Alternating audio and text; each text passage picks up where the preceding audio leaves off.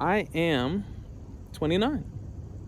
And as I'm looking at adulthood, I'm beginning to realize something. I'm actually going to practice not saying as much, but I'm realizing something.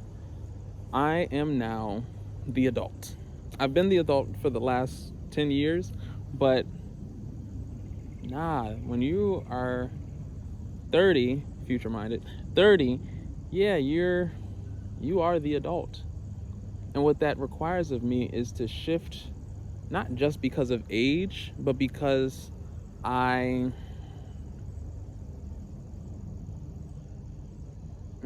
I want to say it humbly. I want to say it properly. But like as the Bible says, at this time you should be a teacher already. You've been taught a lot. At this time you should be the one who encourages others, strengthens others. And I've been sitting on a lot for a long time. Some from fear, some for not having a space or feeling like I don't have a space to share it, or just not being clear or confident or whatever it may be. I've been sitting on a lot. And if I want to see community happen, which I care about, if I want to see people grow and inspire them towards freedom and life, I'm going to have to shift from being a guest to being a host, to being the one that sets the table and not just sits at the table. And that is a huge shift for me. I've been reflecting on the last 2 years where I have been going from place to place to place to place, borrowing stability and doing good, I'm not just freeloading, but doing good, pouring into people and places and ministries and things like that. And when I came home at the end of the summer, I had the realization that, wow, I've been a guest in all these spaces, but when I come back to my own life and story, I haven't built it up enough to host others. And I don't know. I feel like that's something that's off balance or out of order. And it's not to be critical, it's not to be, harsh, but it's to really say, where and how can I host others? Can I show hospitality? Can I repay the kindness and generosity that's been given to me? Have I built up a life that is able to do all those things and more, to become a conduit of what I have once enjoyed, whether that be sitting around the table laughing or inviting people over, having meals together, Bible studies, conversations, education, however it may be. And I have to be real. That's the other thing that comes with being a host is like, you have to be real about your gifting. That feels like a big jump, but a host provides a context for a space. Me personally, I feel like I require context because I fit into so many contexts. That's probably why it's easier to be a guest. There's something there I can say about dating life and jobs and everything where, again, you plug and play yourself or I plug and play myself where it's like, okay, I can fit into, an artistic space, an intellectual space, a ministerial space, a business space over here. I can fit into all these spaces, but when people come to me and they say, well, Jaden, what do we call you for? Or Jaden, what is next to your name? What are you known for? And it's not an arrogant thing. I'm not trying to love the world and be caught up with accomplishment. But what I am saying is let's take a proper inventory of who I am and what I bring to the table that I built, So I think this thought actually originates much earlier. I think it was last year at New Year's when I was writing down what I wanted from God, and what I best thought would serve His kingdom and enrich my life. And one of the things that I saw in Scripture was the command. I don't know where it's at, but it was telling people to stretch out their tent, right? To make this space. Tents are dwelling places. It is the posture of hosting. And so I said, well, with the life that I'm building, How much is in my tent? What is furnishing my house? What am I filling my life with? A lot of it at that time was other people in a way that was imbalanced. Because people are a huge part of life, but not like this. Not like how it was. So, stretch out your tent. All right. And it's kind of cool because after that, I got this blanket. I sit on this blanket when I do these podcasts and when I'm doing my Sabbath. It's like my days of rest. It's real nice. Oh, yeah. And some of you listeners, watchers, if you're on the YouTube, may have seen it on the YouTube where first podcast I stretched it out. So I want to increase it. You know, I have a personal blanket. I have a personal context for myself. If you're close to me, you know me, you can see these different facets. But again, I'm becoming a man. I am a man, an adult. I'm maturing. And even as a believer, I'm called to disciple others. I'm called to teach people how to obey Christ and to encourage them, to pour into them. I'm designed as an adult to shine a light for the next generation, giving understanding and encouragement and context for life's struggles and joys. It's part of the circle of life, you know? So, answering that will require me to stretch out my tent, to increase my sphere of influence, and to be the hosting voice of that. That is, when you understand how serious that is, that's intimidating. But intimidation isn't a good reason not to do something, especially since 9 times out of 10, whatever we're intimidated by it is an illusion. It's something that is masquerading power, or could actually have power while in turn denying your own. And I don't think that's a fair exchange.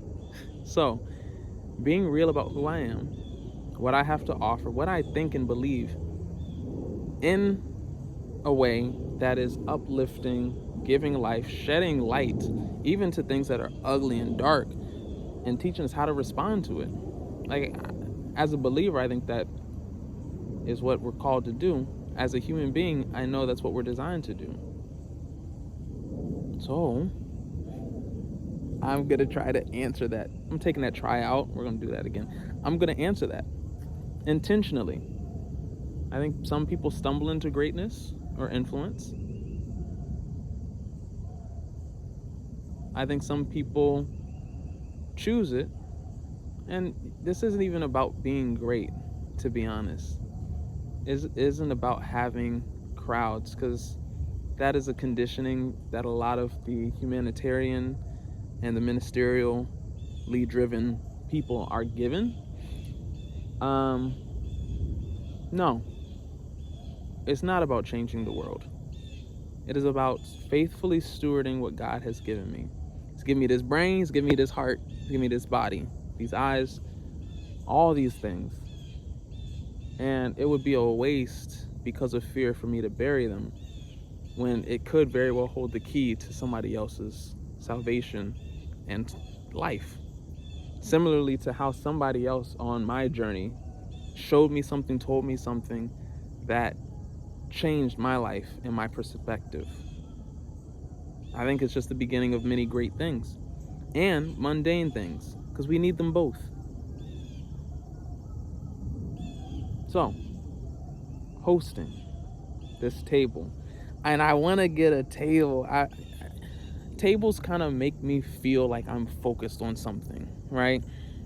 Blankets are nice, the floor is nice, but sometimes you do have to come to the table and have that discussion about what is and what isn't. It's a necessary thing, and it's a good thing. So, that is what I'm facing right now.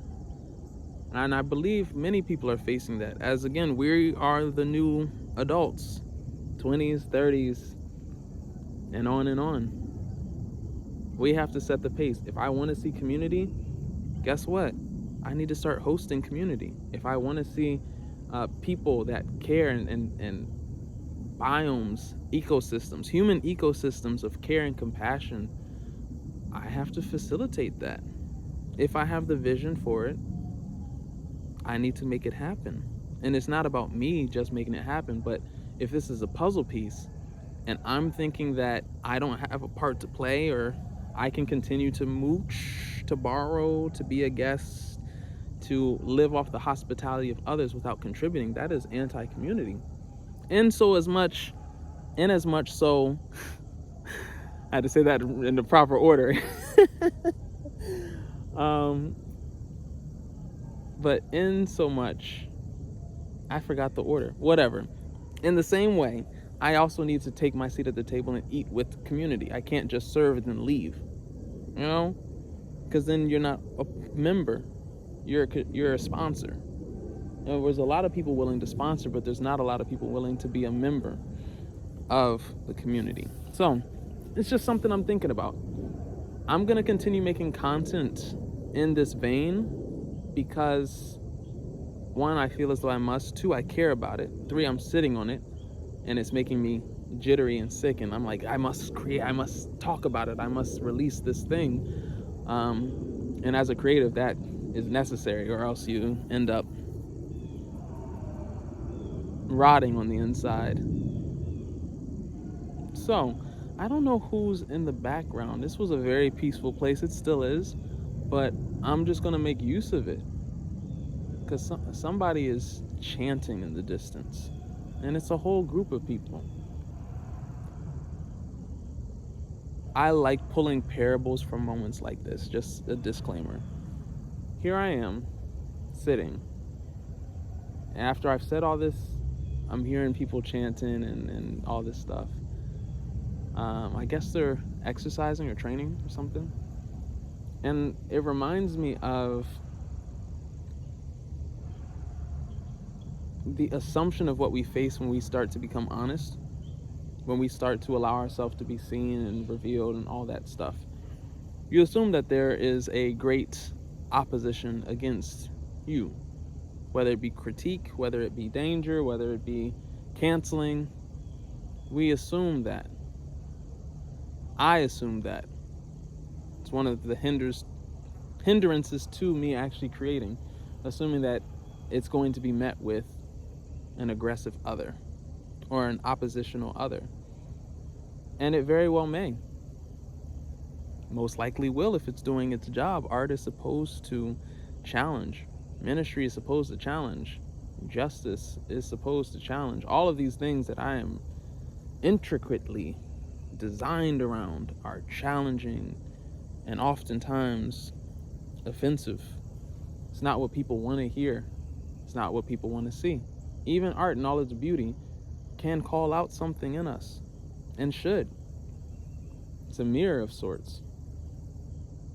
So, it's just interesting timing.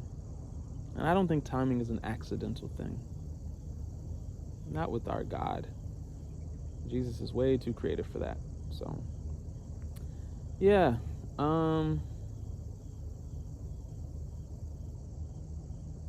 Yeah. The courage to host, to create.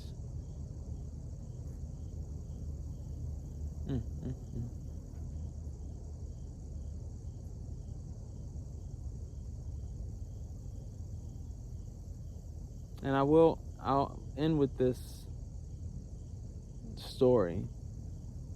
But when we're talking about hosting, there is this parable or teaching where we're taught that when we set up our festivals, when we set up our events, you should invite the people who cannot pay you back. Hosting should be an act of generosity. It's a kindness to people who cannot give back. And in that way, we reflect God. Sure, if I invite all my friends, cool, they can invite me back. Reciprocity, beautiful. But what about the people who can't, And that's something that hasn't left my mind ever since I read that. To invite the outskirts of society to our events and to our festivals or functions or dinners. And, you know, the Bible is interesting. I wonder how God is going to help me answer all these things, but that is something to consider as I'm also thinking of hosting. That my audience isn't just the audience in front of me, nor is it the people who are in my bracket, but it's those above, it's those beneath, it's those on eye level, it's everyone, and it's also the forgotten ones. So not just being a host, but being a generous host, overlooking nobody that is willing to come. That sounds a lot more like God. The parable of the wedding feast. Go to the people in the streets, in the gutters, and the byways. Bring them too. So yeah, hosting. I'm excited for it. What the courage to speak is going to cause me to become. And you. Because nothing I say or do or is just about me. I create content so that whatever you see in me, you can be inspired to do for you. Or whatever you see God do in me, you can know He will do for you. It has always been about trailblazing and companionship in our journeys of life. So if this is something that you want to work on and grow in, by all means, please do. Let me know how it goes, you know? Yeah. Awesome.